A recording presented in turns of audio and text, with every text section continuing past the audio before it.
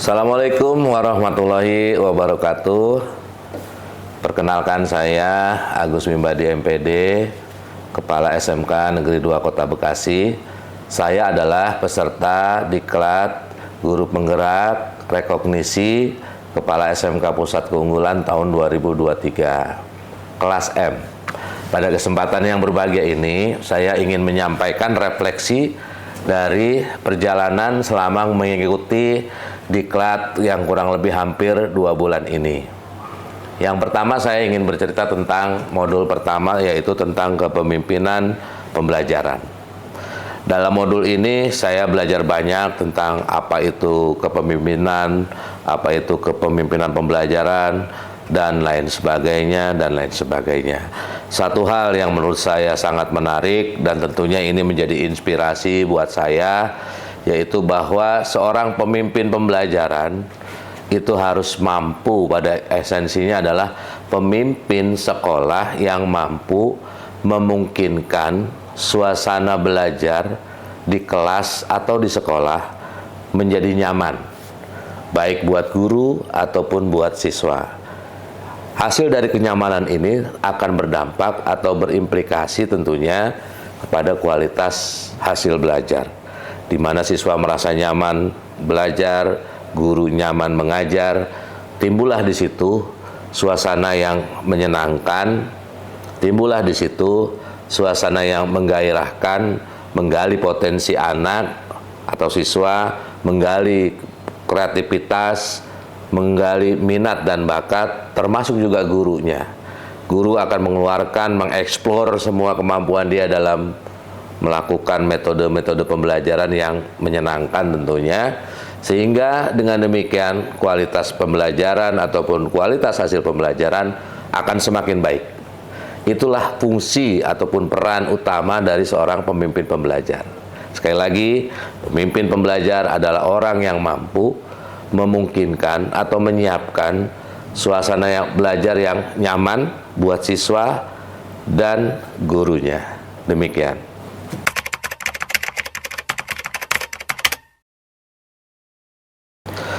Selanjutnya di modul kedua berkenaan dengan kepemimpinan sosial dan emosional.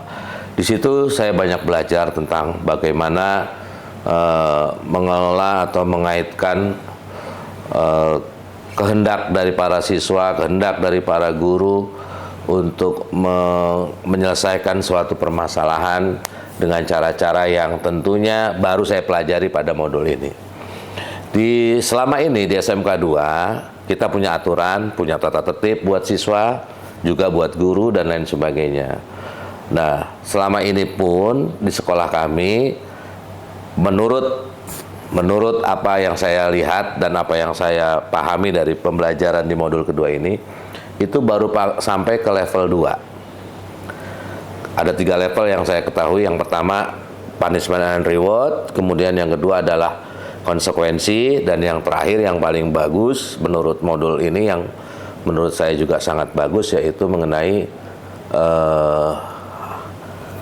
restitusi, ya.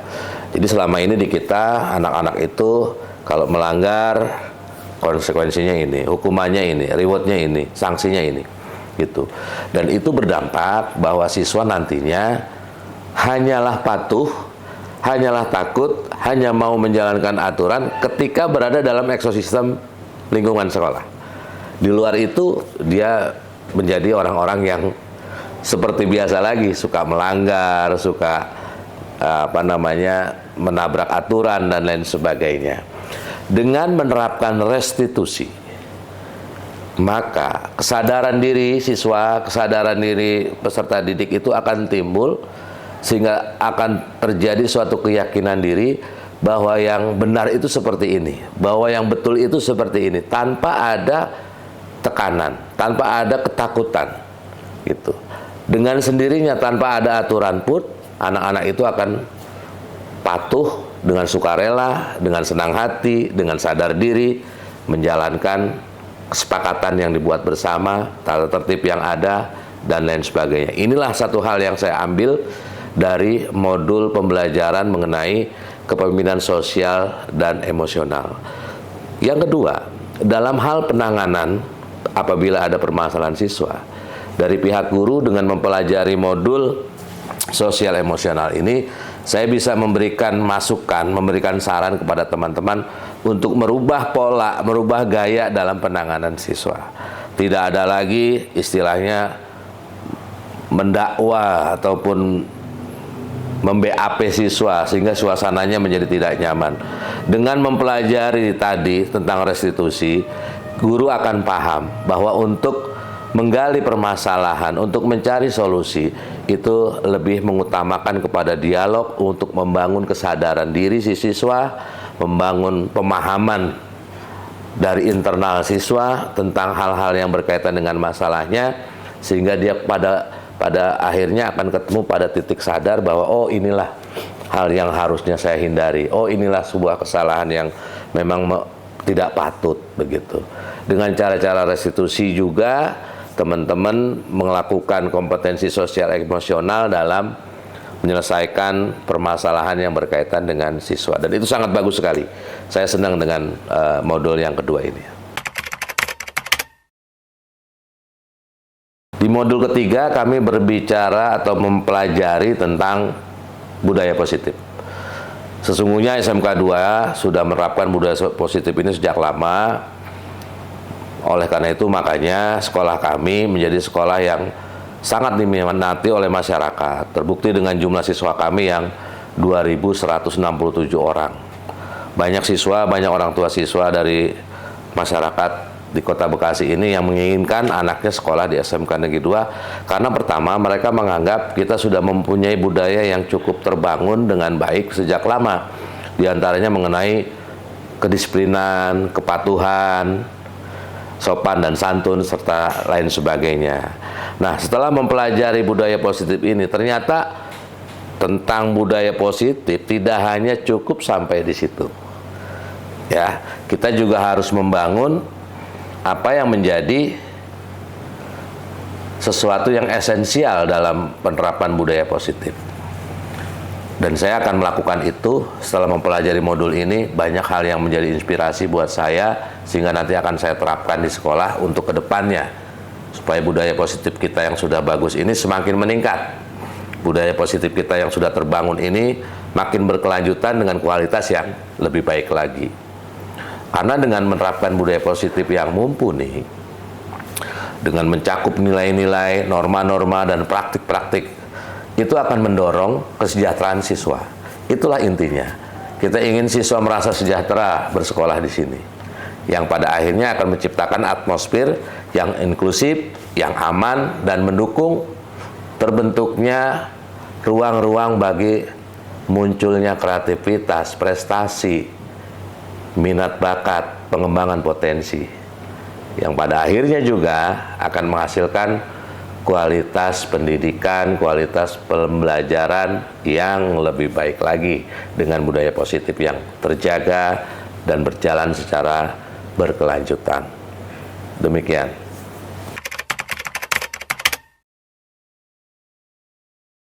Dan mengenai koneksi antar materi, tentunya ketiga modul, baik itu kepemimpinan pembelajaran, kepemimpinan sosial emosional, budaya positif, itu sangat luar biasa. Kalau menurut saya, itu adalah sebuah pilar atau soko guru yang kalau kita terapkan, itu akan menjadi pondasi bagi terbentuknya iklim sekolah yang memerdekakan, baik bagi siswa, bagi guru, dan semua hal yang ada di dalam ekosistem sekolah.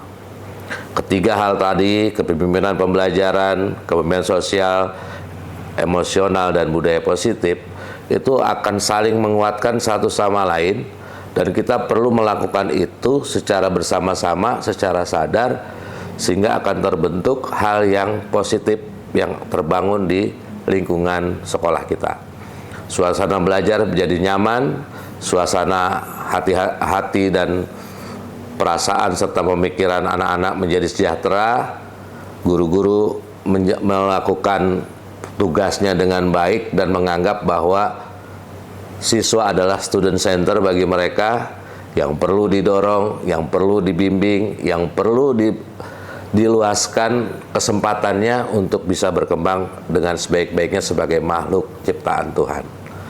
Itu 3 hal yang menurut saya sangat terlihat dari koneksi antar materi yang saya pelajari dalam modul-modul di Diklat Calon Guru Penggerak Rekognisi Kepala SMK Pusat Keunggulan tahun 2023. Demikian.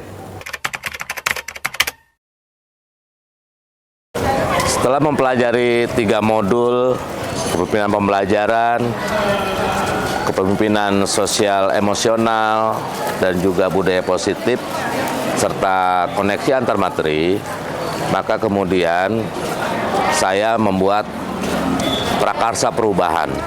Nah, prakarsa perubahan yang saya ambil berdasarkan dari rapot mutu yang sudah diterbitkan untuk SMK Negeri 2 Kota Bekasi pada tahun 2023 ini.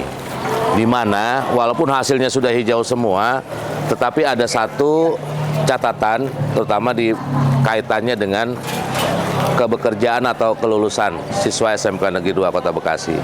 Jadi, dalam hal kebekerjaan, anak-anak atau siswa-siswa lulusan SMK Negeri 2 Kota Bekasi itu masih mempunyai waktu tunggu yang lama, kemudian masih ada hal-hal yang sifatnya menjadi kendala buat mereka untuk segera bisa bekerja.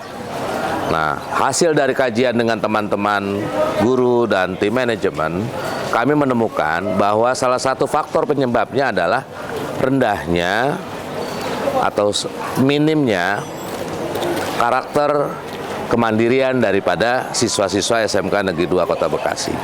Untuk itulah dalam prakarsa perubahan yang saya buat, saya mendorong ataupun menginginkan terjadinya penguatan karakter kemandirian para siswa SMK Negeri 2 Kota Bekasi yang pada akhirnya nanti akan berdampak pada daya kebekerjaan lulusan SMK Negeri 2 Kota Bekasi. Dengan kemandirian yang kuat, maka siswa-siswa SMK Negeri 2 Kota Bekasi yang nantinya lulus mampu bekerja dimanapun, mampu bekerja dengan tantangan yang seperti apapun. Daya saing mereka semakin kuat, daya juang mereka juga semakin kuat. Nah, salah satu bentuk menguatkan karakter kemandirian adalah dengan pembelajaran project based learning, di mana dalam project based learning itu siswa-siswa belajar tentang bagaimana dia berkreativitas, bagaimana menguatkan kompetensinya, bagaimana menguatkan karakter kemandiriannya melalui kerjasama, keberanian mengambil inisiatif, bertanggung jawab, dan juga menyelesaikan problem-problem yang timbul. Seperti itu salah satunya. Dan mudah-mudahan dengan karakter kemandirian yang kuat, maka daya kepekerjaan kita juga akan semakin meningkat. Demikian yang bisa saya sampaikan berkenaan dengan refleksi hasil pelaksanaan Diklat Guru Penggerak Rekognisi Calon Rekognisi Kepala SMK Pusat Keunggulan tahun 2023. Saya Agus Wimbadi, Kepala SMK Negeri 2 Kota Bekasi, tentunya merasa terhormat bisa diajak atau bisa diikutkan dalam kegiatan ini. Terus terang ini menambah wawasan saya, menambah inspirasi saya. Terima kasih kepada Kementerian Pendidikan dan Kebudayaan, Riset dan Teknologi, Direktorat Pembinaan SMK, Direktorat Guru dan Tenaga Kependidikan, para fasilitator, dan juga rekan-rekan semua yang ada di kelas M, sehingga memungkinkan kami bisa menyelesaikan diklat ini dengan baik. Mudah-mudahan hasil diklat ini akan membawa dampak yang positif, tidak hanya untuk saya pribadi, tapi juga untuk memajukan anak-anak bangsa, memajukan pendidikan di negara tercinta Republik Indonesia. Terima kasih. Billahi taufiq wal hidayah. Wassalamualaikum warahmatullahi wabarakatuh.